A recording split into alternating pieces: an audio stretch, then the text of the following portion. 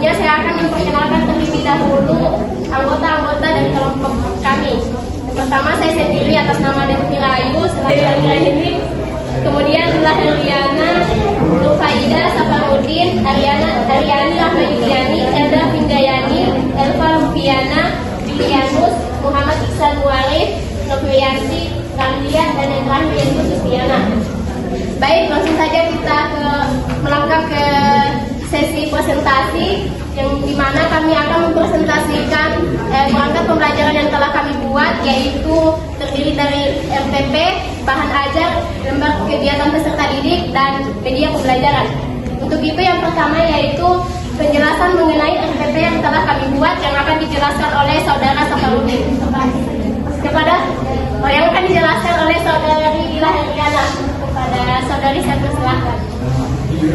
Baik, terima kasih Pak Moderator. Jadi perangkat pembelajaran yang pertama kami buat ini adalah rencana pelaksanaan pembelajaran atau yang biasa disebut dengan RPP, di mana perangkat RPP ini merupakan perangkat pembelajaran yang digunakan seorang guru sebagai pedoman dalam melaksanakan kegiatan pembelajaran agar pembelajaran itu menjadi lebih sistematis. Nah, dalam membuat perangkat pembelajaran ini kami mengambil materi IPA untuk kelas 5, tema 5 ekosistem dan subtema 3 keseimbangan ekosistem. Di mana inti dari materi pembelajaran kali ini adalah tentang rantai makanan dan jari-jari makanan. Nah, dalam pembuatan RPP ini kami menggunakan ada 10 komponen, di mana yang pertama ada kompetensi inti, yang kedua ada kompetensi dasar dan indikator pencapaian kompetensi, yang ketiga ada tujuan pembelajaran, yang keempat ada materi pembelajaran, yang kelima ada ada model pendekatan dan metode pembelajaran, yang keenam ada media, alat, dan sumber belajar, yang keenam itu ada langkah-langkah kegiatan pembelajaran, kemudian yang ketujuh ada penilaian, kedelapan ada pembelajaran remedial, dan yang terakhir yang maksudnya yang ke-10 ada pembelajaran pengayaan. Nah, jadi dalam kompetensi ini kita integrasikan sebagaimana yang ada dalam silabus kurikulum, ada 4, yaitu kompetensi inti yang pertama tentang aspek afektif, yaitu untuk spiritual. Yang kompetensi inti yang kedua itu tentang afektif sosial. Yang ketiga itu tentang pengetahuan, dan keempat itu tentang keterampilan. Nah, selanjutnya untuk kompetensi dasar di sini kami mengambil kompetensi dasar 3.5 untuk pengetahuan dan keterampilan 4.5. Nah, untuk kompetensi dasar 3.5-nya itu yaitu menganalisis hubungan antar komponen ekosistem dan jari-jari makanan di lingkungan sekitar. Yang kedua itu tentang keterampilan 4.5, yaitu membuat suatu karya tentang konsep jari-jari makanan pada suatu ekosistem. Nah, untuk indikator pencapaian kompetensi ini kami mengintegrasikan yang namanya pembelajaran berbasis HOTS dengan menggunakan tingkat keterampilan berpikir tingkat tinggi untuk C4 dan C6. Nah, di mana indikatornya itu yang pertama adalah 3.5.1, yaitu mengidentifikasi perbedaan rantai makanan dan jari-jari makanan pada suatu ekosistem. Yang kedua yaitu menganalisis rantai makanan dan jari-jari makanan pada suatu ekosistem.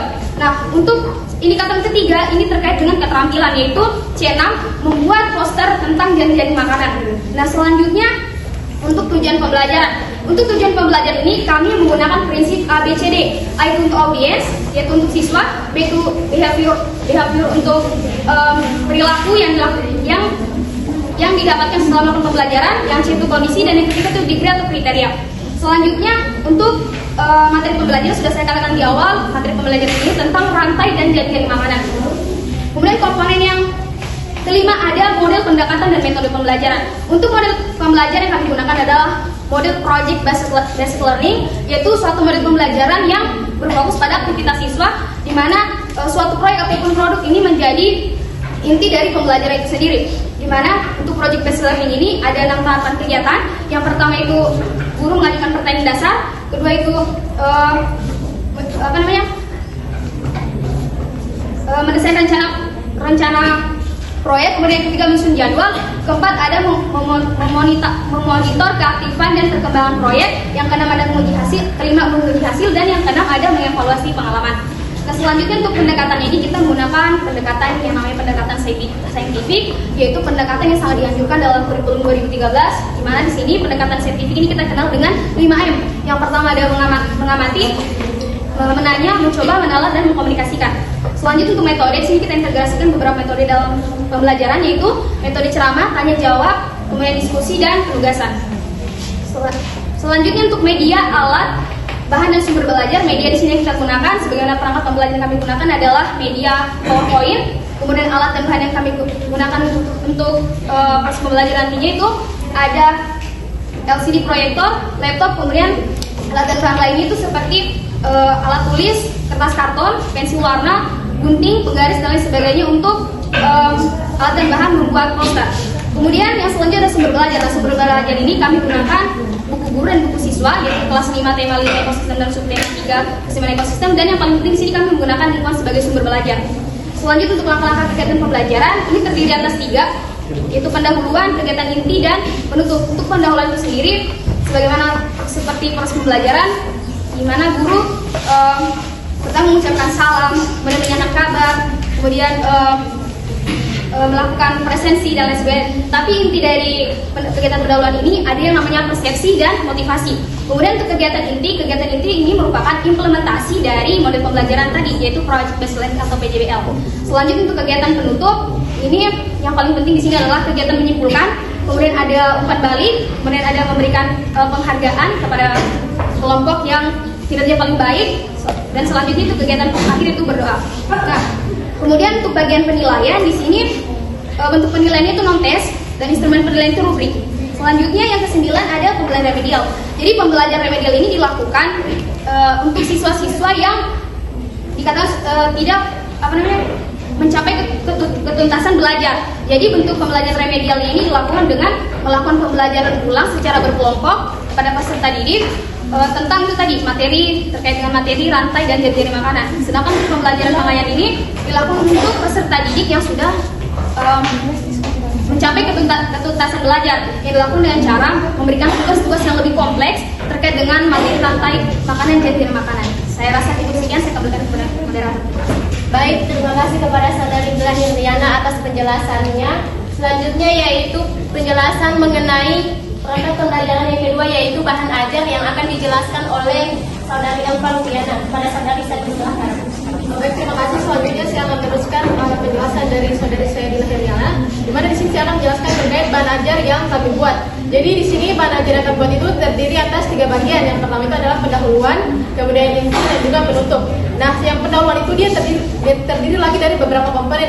Yang pertama itu adalah deskripsi singkat. Nah, pada deskripsi singkat ini kami menjelaskan bagaimana pengertian ekosistem, kemudian hubungannya dengan kehidupan di sekitar kita, sehingga siswa itu akan paham apabila dia membaca atau mempelajari materi ajar ini, maka ia akan mengerti bagaimana hubungan antara ekosistem dengan kehidupan sehari-hari. Kemudian yang kedua itu adalah di sini, yang kedua itu adalah keterkaitan, di mana keterkaitan ini kami mengaitkan kembali hubungan dari ekosistem tadi dengan kehidupan sehari-hari siswa. Kemudian kami memberikan tujuan untuk adanya materi ajar ini. Jadi materi ajar ini kami buat agar siswa itu lebih paham atau lebih mengerti tentang bagaimana keseimbangan ekosistem yang di dalamnya itu terdapat rantai-rantai makanan dan juga jari-jari makanan. Kemudian di sini pada bagian pendahuluan itu juga terdapat petunjuk belajar. Jadi petunjuk belajar ini sangat penting, di mana di sini terdapat langkah-langkah agar peserta didik itu memahami langkah-langkah apa yang harus dilakukan selama proses pembelajaran yang telah disusun dalam PPP tadi yang menggunakan Project Based Learning. Kemudian yang bagian inti ini kami juga terdapat beberapa komponen. Di sini kami juga melampirkan kompetensi dasar, kemudian indikator pencapaian kompetensi, kemudian tujuan pembelajaran, di mana tujuan pembelajaran kami ini ada 3. Yang pertama itu untuk atau agar peserta didik dapat mengidentifikasi bagaimana perbedaan antara rantai-rantai makanan dan jari-jari makanan, yang kita ketahui bahwa pada saat ini peserta didik itu masih kesulitan untuk membedakan antara rantai makanan dengan jari makanan ini. Kemudian yang kedua itu agar peserta didik mampu menganalisis rantai makanan yang terdapat dalam jari-jari makanan. Nah, di sini di dalam jari-jari makanan itu merupakan keterkaitan antara rantai-rantai makanan. Jadi peserta didik akan tahu dalam jari makanan ini yang dimana dimaksud dengan rantai makanan. Dan yang ketiga itu adalah merupakan proyek dari perangkat pembelajaran kami, di mana itu agar peserta didik dapat membuat poster tentang keseimbangan ekosistem. Dan yang terakhir itu adalah uraian materi, di mana di dalam uraian materi ini kami bukan hanya memberikan materi, tetapi juga kami memberikan satu kasus di mana peserta didik itu akan mendiskusikan bagaimana kasus tersebut. Misalnya di dalam sini kami memberikan tentang penggunaan pestisida dan ekosistem sawah misalnya. Dan pestisida ini sering digunakan oleh para petani, sehingga peserta didik akan mendiskusikan antara satu sama lain terkait dengan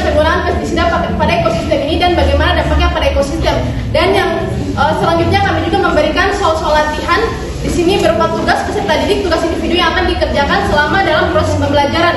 Yang kemudian itu kami di sini juga terdapat bagian 3 yaitu penutup, di mana pada penutup ini kami memberikan rangkuman di mana kami lebih menekankan kembali bagaimana hubungan antara keseimbangan ekosistem ini, rantai-rantai makanan dan juga jaring-jaring makanan dalam kehidupan sehari-hari siswa, agar siswa tidak hanya memahami konsep tetapi juga mampu mengaplikasikan apa yang dipelajari dalam kehidupan sehari-hari. Dan yang terakhir kami juga melampirkan tes formatif. Nah, di tes formatif ini bertujuan untuk melatih bagaimana pemahaman atau pengetahuan peserta didik terhadap materi yang telah dibelajarkan. Saya kira demikian. Terima kasih, moderator. Baik, terima kasih kepada Saudara Elva Lufiana atas penjelasan yang telah diberikan. Selanjutnya yaitu penyampaian atau penjelasan mengenai lembar kegiatan peserta didik yang akan dijelaskan oleh Saudara Safarudin. Kepada Saudara saya silakan. Oke, baik, terima kasih moderator atas kesempatan yang telah diberikan kepada saya. Jadi di sini saya akan menjelaskan mengenai perangkat pembelajaran yang kita buat, yaitu yang ketiga itu LKPD.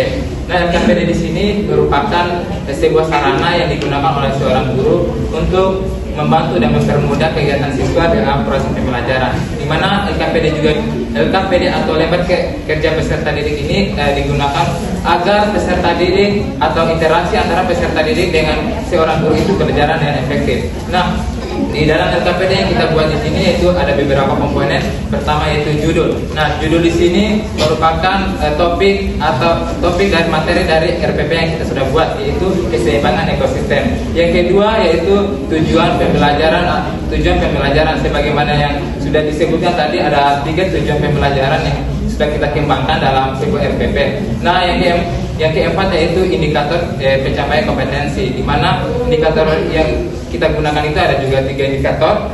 Yang salah satunya yaitu membuat atau siswa itu bisa menghasilkan sebuah karya berupa poster mengenai jaring-jaring makanan. Nah, yang keempat yaitu alat dan bahan, di mana sebagaimana kita ketahui di LKPD ini dia bertujuan untuk mengetahui atau mengetahui pencapaian tujuan yang sudah kita kembangkan tadi, seperti membuat poster, di mana alat dan bahan yang kita terapkan dalam LKPD ini merupakan suatu alat yang bisa digunakan oleh siswa itu dalam membuat sebuah poster tentang jaring-jaring makanan.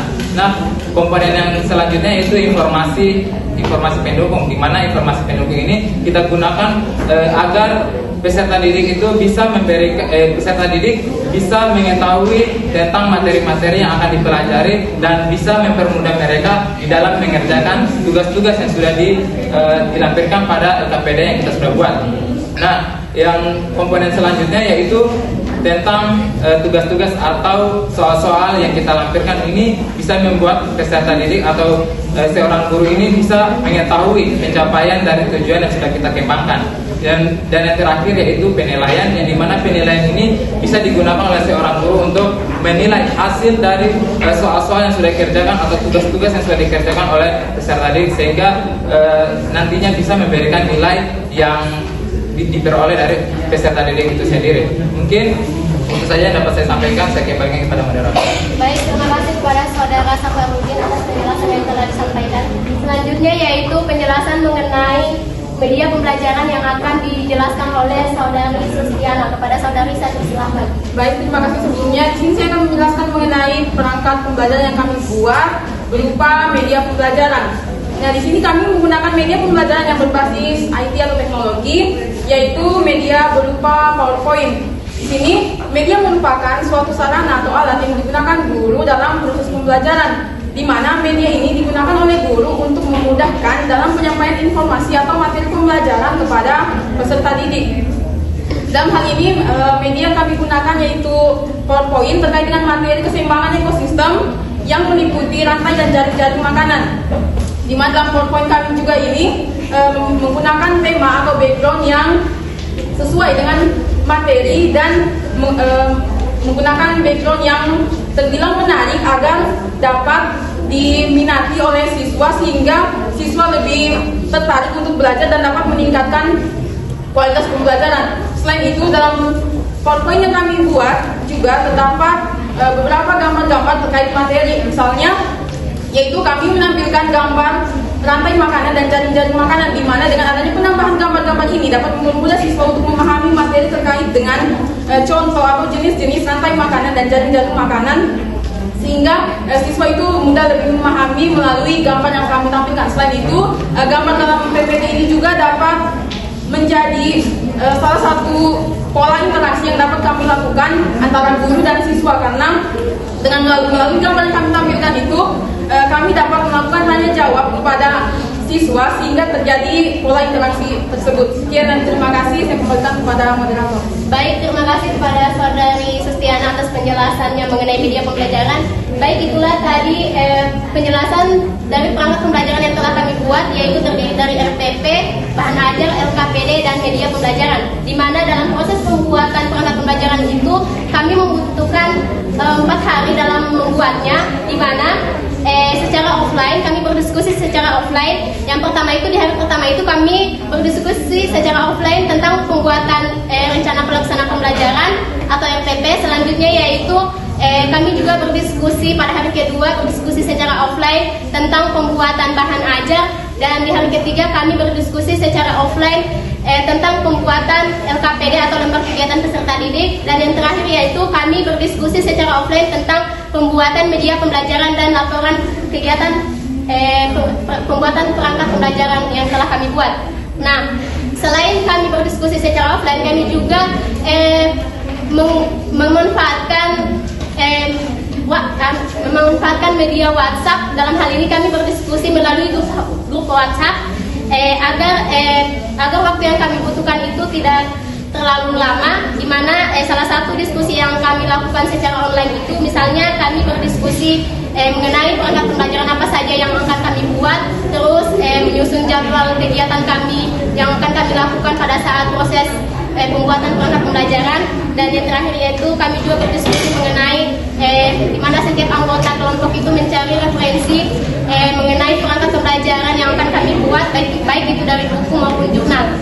Oke, itulah tadi presentasi dari kelompok kami. Sebelumnya saya akan juga menyampaikan kesimpulan pada presentasi kali ini, di mana dalam proses pembuatan perangkat pembelajaran itu sangat dibutuhkan oleh guru, apalagi kita sebagai calon guru seharusnya dapat mengembangkan pengetahuan kita untuk membuat perangkat pembelajaran sebelum melakukan proses kegiatan belajar mengajar di kelas. Dalam hal